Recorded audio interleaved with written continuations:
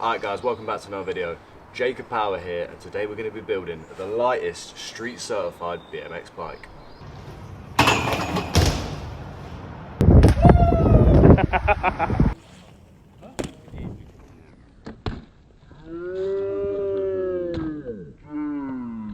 So this is Mark 2 of the video. I'm here in sunny / rainy Epsom / Your West. Tried to make this video about 2 weeks ago, got rained out. It was a shite show. Tried to do a bar spin in the rain on this AstroTurf in Ellie's garden. Didn't go well. Insert the clip.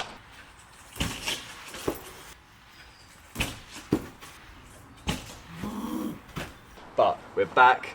We have got 4 of the finest BST Rootube LT extra large pegs, and this is part 1 of building the lightest street certified BMX.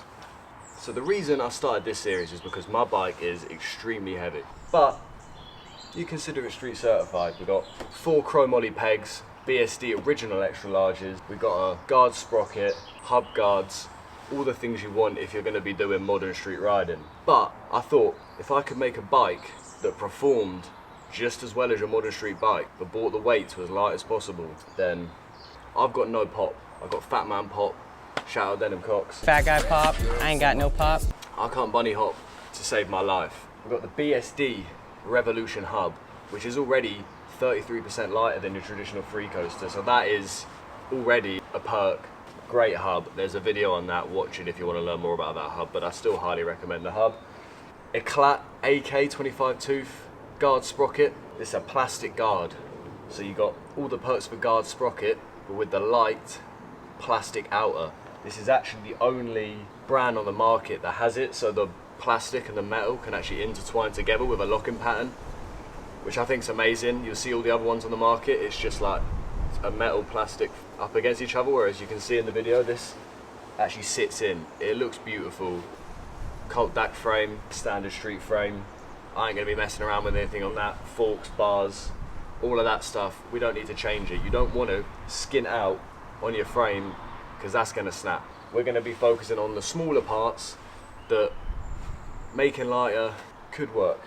Federal extra large stance rims. These things are beast. I bought them originally because they were super wide, which allowed me to beefing up my tyres for tire rides, but I've come to realise they're so beefy that it just makes the bike so heavy. I guess the main example is R. Willie with his super light titanium bike. Oh. No! Dude, oh no, it's gonna happen again.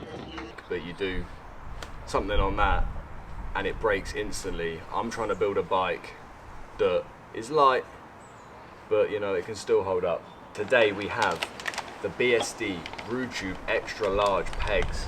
These are an aluminium alloy peg with a chromoly insert to prevent from warping when grinding. Aluminium isn't typically used for a street peg because it's known for denting and it is a softer metal than chromoly, but it is lighter. This peg with the chromoly insert has been designed to be the best of both worlds. Should hold up better than ones that were just completely aluminium, but again, we're going to test it out. We've got 4 of them, 4.5 inches long with the plastic sleeves. They're 114 grams each. 4 of the original pegs is the equivalent of having 2.5 of these new LT versions on the bike. We're going to weigh the bike before, weigh it after, and then just do a general pick it up, does it feel like a test. I've also got this BSD Blitz post. The reason I bought this, shout out Pegless Greg, once told me that he thinks that my stock Harrow from 2012 seat post is too heavy. So there you go, Greg, I've bought a seat post to please you, and to be fair, it probably will be a bit lighter, so. Starting off, note to self, don't buy cheap Amazon luggage scales thinking they're gonna work, even though this is specified for 50 kg. I tried to use it to weigh my bike, it didn't work, it was £10, so out. Then, this is what I bought, which is a bike specified scales system, a scale basically, I don't know what I'm going with that. It is also rated at 50 kgs. We're going to whack some batteries in it now and we're going to test it on the spot. As you can see, it's It's quite a solid construction. I'll link this in the description if anyone wants it. Let's test it before we link it in the description, because maybe it won't work. But now is the section where we weigh the bike. Scale is actually really good.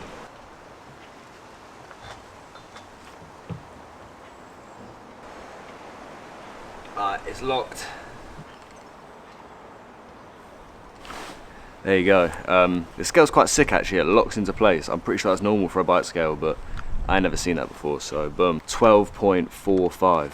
I was being honest. Last time I weighed it in the rain, it was 12.56, and maybe it's because the bike was literally wet that it was a bit heavier, or the scale's not 100% accurate, but it locked off at 12.56. Now it's locking off at 12.45, so I'm going to scrub that out. Look what I did for you guys. But yeah, we're going to scrub that out, start afresh, 12.45 kilograms. Let's freaking go. I forgot my goddamn tool at home, so I had to walk all the way back to Ellie's. It's only like a 2-minute walk.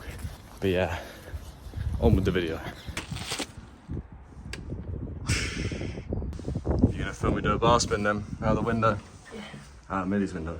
You can do it on your phone then. Ellie doesn't believe I'm gonna land a bar spin first try. Really? Can I blame her?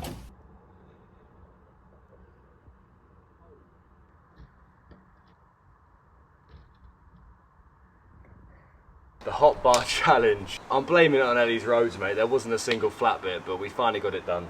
At every step going forwards on the lightest build challenge, I'm going to try a hot bar spin, and hopefully it goes from awfully rubbish hot bars to big slingers. So the things I've seen online say that aluminium isn't the best thing to use for street riding. Anything I've ever used that's BSD always fits the bills, and now you see them putting the CHROMO on the inner. From what I can tell at the moment, the best way of obviously building that peg with durability where you need it, but then maybe less on the outer to give you that lighter peg. But don't get me wrong, BSD, a little hookup's always about if you need a little flow rider. Here you go, 14mm for the back. I honestly endorse BSD products. BSD and a Eclat. You build your bike with a combo of those products and your bike's going to be rolling so damn good. So here is the peg. That CHROMO inner aluminium alloy there. Looks good now, obviously. Only time will tell. Is it going to hold up the same? Is more susceptible to denting, more susceptible to obviously when you hit your pegs down it's going to scrape, but we shall see. At the moment it looks the same as the pegs I'm running now, so let's get them on. And there you go, look. Old peg, new peg. So these are the original CHROMO pegs. I've had this for like 5 years. I've changed the sleeves every now and again. Little Christmas present thing, £10 off the parents, nicely. But the actual peg, look at that. That's still holding up, and that has been like 6, probably going on 7 years. So again, shout out BSD. If you want a CHROMO peg, they're gonna last forever. Let's see, obviously, if this one will do the same.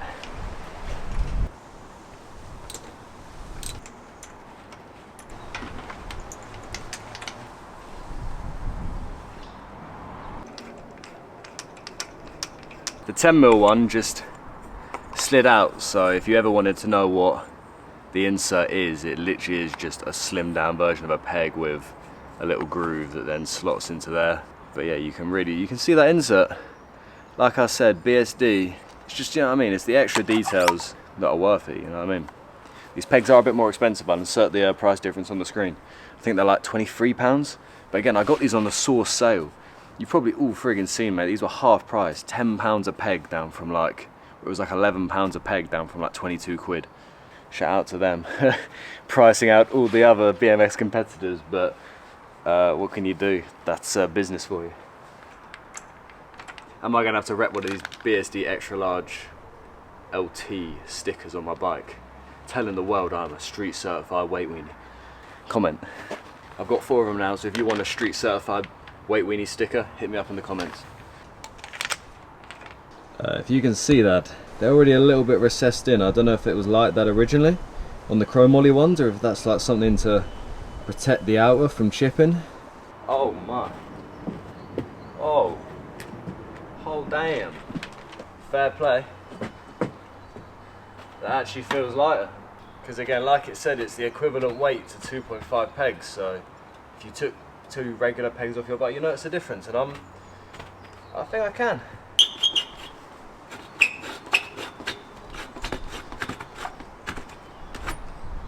This seat post is off a stock Haro from like my first ever bike, so shout out to the seat post for lasting. you can see exactly where I run it, because it's rusty as shit. Let's get that right down. I thought this was going to be the same height as my old seat post, but actually it's not even at the maximum and it's kind of high. Already the bike is feeling, oh my lord, she's feeling light.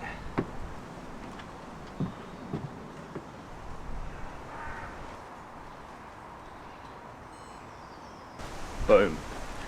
There we have it. There we go. The bike is now 12.19 kilograms. I'm gonna go do some maths because I ain't the cleverest, because that don't even seem like that much, but I guess it is. Alright, so my calculations, we have shaved off 260 grams.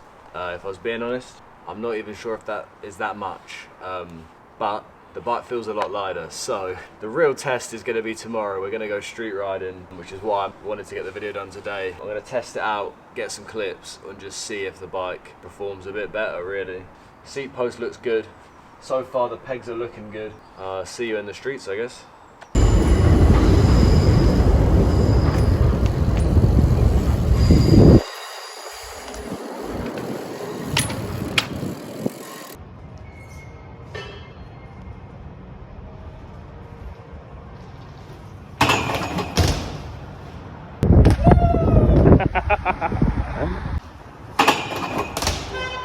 Whoa, go, go, go!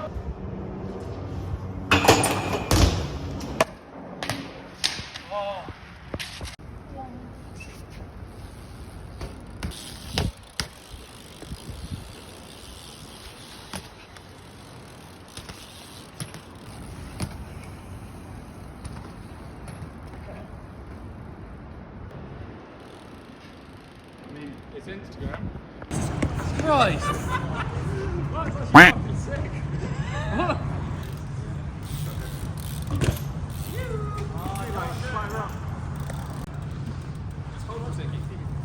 Yes! What on the top? Yeah, Jacob.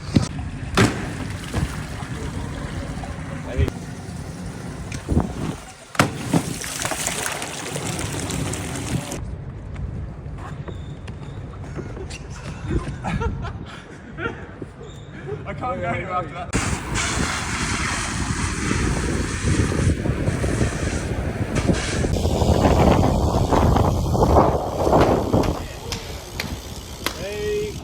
Water!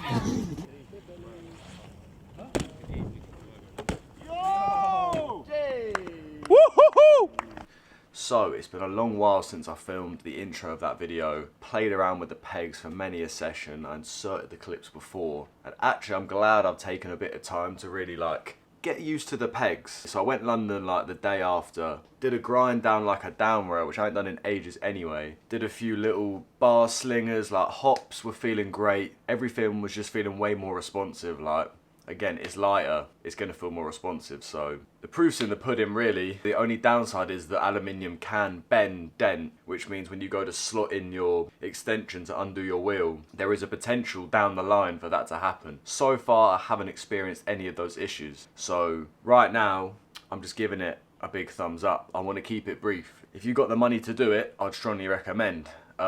They're a bit more expensive, but definitely worth it. It has your bike feeling super light, super snappy. It's why not? If you run pegs, you might as well have your bike feeling a little bit better. So some way down the line, I'm gonna have to do an updated review to really see how long they hold up, because you saw my old chromo ones were looking super beat up. A couple years down the line, will these ones be looking the same?